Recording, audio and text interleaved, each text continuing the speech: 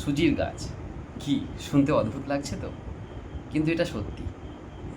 এমন এক গাছ যে ফলের ভেতরে রান্না করা সুজিতে ভরপুর।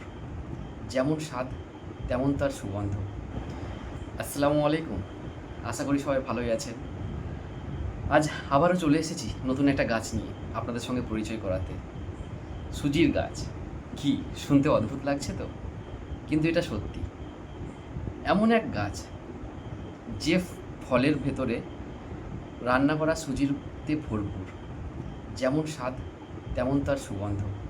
শুধু তাই নয়, এর অনেক উপকারী গুণও আছে। তাহলে চলুন আজ আপনাদের সঙ্গে সেই গাছের পরিচয় করিয়ে দিই।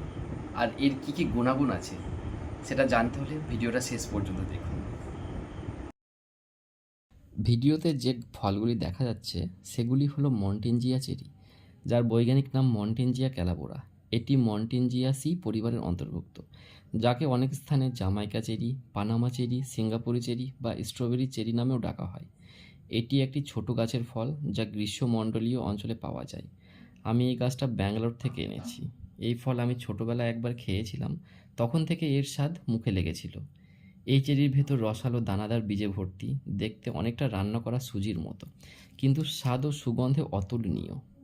সাধারণত এই ফল ছোট গোলাকার এবং লালচে বা গাঢ় লাল হয়।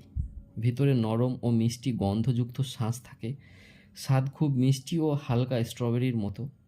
এই ফল কাঁচা খাওয়া যায়, কখনো কখনো জ্যাম বা জুস করেও খাওয়া যায়।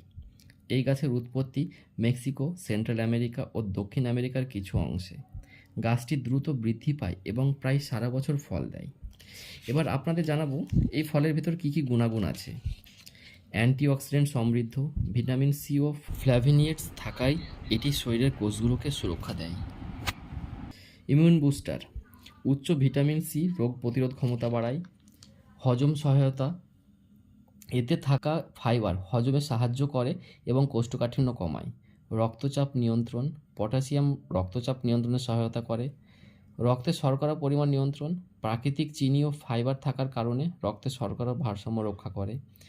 এই ফলটি স্বাস্থ্যকর ও সহজে খাওয়া যায় বলে অনেক শিশু এবং বয়স্করাও এটি পছন্দ করে।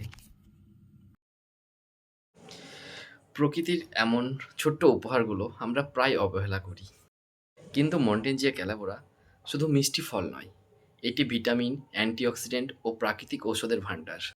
চলুন এই গাছগুলোকে রক্ষা করি আর নতুন প্রজন্মকে এই মিষ্টি স্বাদটা চিনিয়ে দিই। আর কে কে এই চেরি খেয়েছেন কমেন্ট করে জানান আপনাদের কেমন লেগেছে, অভিজ্ঞতা কেমন।